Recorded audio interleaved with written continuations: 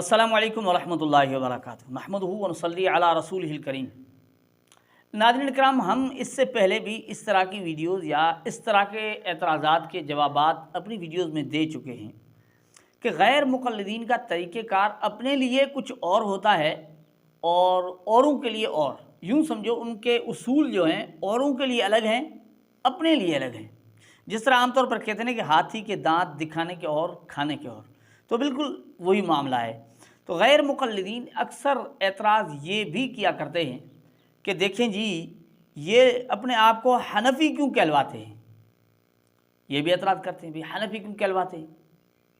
یعنی ان کے نزدیک حنفی کہلانا ان کے نزدیک غلط ہے۔ دیوبندی کیوں کہلواتے ہیں؟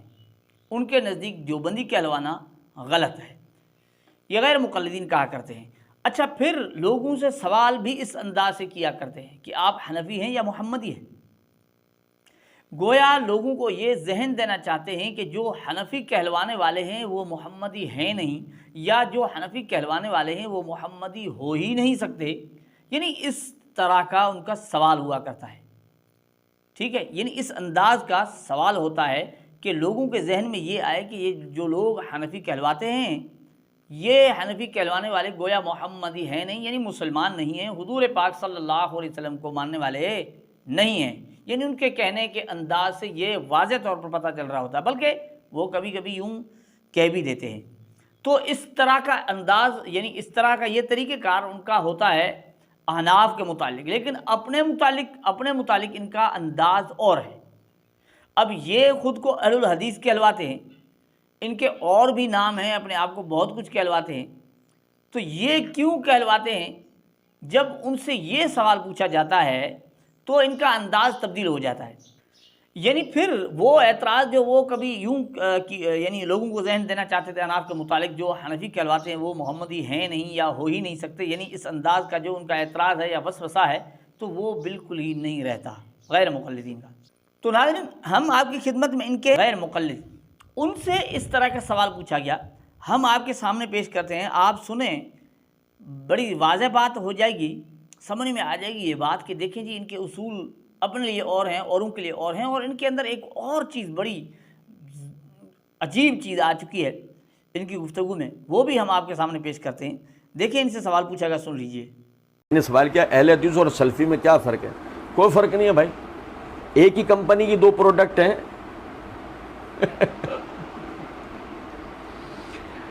اہل حدیث تو وصف ہے، سلفی نسبت ہے۔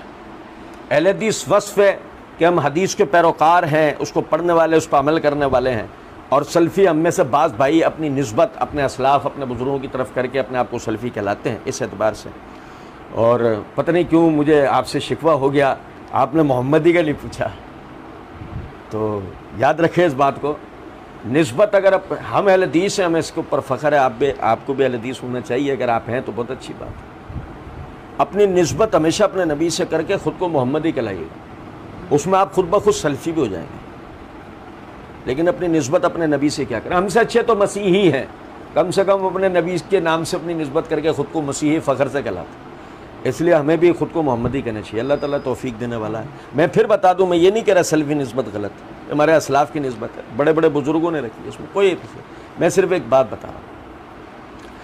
ادریس بن طارق بھائی کہنے کا مقصد یہ ہے، آپ نے سنا کہ وہ کہتے ہیں کہ سلفی کہلوانا کوئی غلط نہیں ہے، کیونکہ یہ ہمارے بزرگوں اور ہمارے اسلاف کی طرف نسبت ہے۔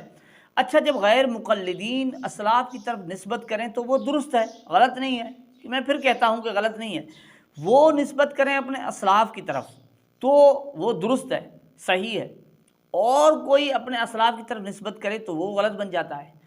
اس میں یہ شک پیدا کر دیا جاتا ہے گویا وہ محمدی ہے ہی نہیں۔ یہ باوجود سلفی کہلوانے کے اہل حدیث بھی ہیں، محمدی بھی ہیں، کہتا ہے نا کہ اس میں کوئی فرق نہیں ہے، ان میں فرق ہی نہیں ہوتا۔ وہاں لوگوں کو یہ ذہن دیتے ہیں کہ گویا جو حنفی کہلواتے ہیں، جو بدی کہلواتے ہیں، یہ گویا محمدی نہیں ہے، مسلمان نہیں ہے۔ تو اندازہ لگائیے کہ یہ جو کچھ کریں کوئی فرق نہیں پڑتا، اور ان کے اوروں کے متعلق یہ کہہ دیتے ہیں کہ گویا وہ مسلمان ہی نہیں ہے۔ آپ اندازہ لگائیے کہ کتنا فرق ہے ان کے اصولوں کا، کتنا طریقہ کار میں فرق ہے غیر مقلدین کا، یعنی ان کو خود کو چھوٹ دی ہوئی ہے۔ اچھا، ساتھ ساتھ ایک عجیب بات کہی، وہ یہ کہ ہم سے تو اچھے مسیحی ہیں جو اپنی نسبت اپنے نبی کی طرف کرتے ہیں۔ اس میں آپ سمجھیں بڑی زبردست بات ہے۔ اب یہ بات ہمیں یہاں اس گفتگو سے پتہ چل رہی ہے کہ گویا یہ جو اہل الحدیث کہلواتے ہیں یہ صرف کہلوانے کی حد تک ہے، یہ حق پر ہوں یا حق پر نہ ہوں تو ان پر کوئی اثر نہیں ہوتا، بس یہ ہے کہ صرف نام اچھا ہو، ٹائٹل اچھا ہو، عنوان اچھا ہو، یہی ہے نا۔ اب جو مسیحی ہیں، کیا مسیحی اس وقت جو ہے نا عیسائی ہیں وہ کیا حق پر ہیں؟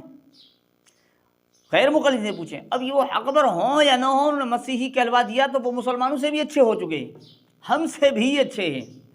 اب وہ تین خداؤں کے دعوے دار جو حضرت عیسیٰ علیہ السلام کا مجسمہ بنا کر اس کی عبادت کرتے ہیں، پوجتے ہیں، اب وہ جناب اچھے کیوں ہو گئے؟ صرف انہوں نے مسیحی کہلوا دیا۔ بالکل ہی اسی طرح غیر مقلدین بھی آپ یوں سمجھیں، بالکل اپنے آپ کو اہل الحدیث کہلواتے ہیں، نام تو بظاہر اچھا ہے، محمدی کہلواتے ہیں، نام تو بالکل اچھا ہے، قرآن و حدیث کا دعویٰ کرتے ہیں، نام بالکل اچھا ہے، لیکن حق پر ہونا ان کے لیے ضروری نہیں ہے۔ خیانت بھی ہو سکتی ہے، دھوکہ بھی ہو سکتا ہے، جھوٹ بھی ہو سکتا ہے، فراڈ بھی ہو سکتا ہے، اور لوگوں کو گمراہ کرنا، خود گمراہ ہونا بھی ہو سکتا ہے، صرف نام اچھا ہونا چاہیے۔ یہ ہے ان کے نزدیک ایک اصول اس نے بتایا ہے کہ بھئی ہم سے تو اچھے مسیح ہیں، کن سے؟ مسلمانوں سے۔ کیوں اچھے؟ کہ انہوں نے نام اچھا رکھا ہوا ہے نا، مسیحی، اپنے نبی کے ساتھ نسبت جوڑی ہوئی، اس لیے اچھے ہیں۔ تو حق پر ہونا نہ ہونا وہ رہ گیا الگ، صرف یہ ہے کہ نام اچھا ہو، ٹائٹل اچھا ہو، عنوان اچھا ہو، کیونکہ اس ٹائٹل اور عنوان کے ذریعے لوگوں کو دھوکہ دیا جاتا ہے۔ اللہ جل جلالہ ہمیں غیر مقلدین کی حقیقت کو سمجھنے کی توفیق عطا فرمائے۔ السلام علیکم ورحمۃ اللہ وبرکاتہ۔